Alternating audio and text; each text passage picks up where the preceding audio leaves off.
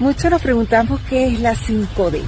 La 5D es tomar conciencia de que todos somos uno, dejar la separación de la crítica, de que este es así, de que este no tiene dinero, de que este es feo, de que este es gordo.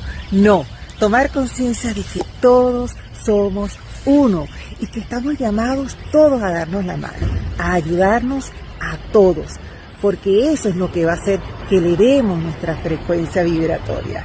Hay muchas personas que dicen, pero estoy sola, estoy solo. Esa energía que estás emanando, esa conexión con tu corazón, esa coherencia que tengas energéticamente va a hacer que vayas encontrando personas similares a ti, igual a tu alma, igual a tu pensar, a tu sentir.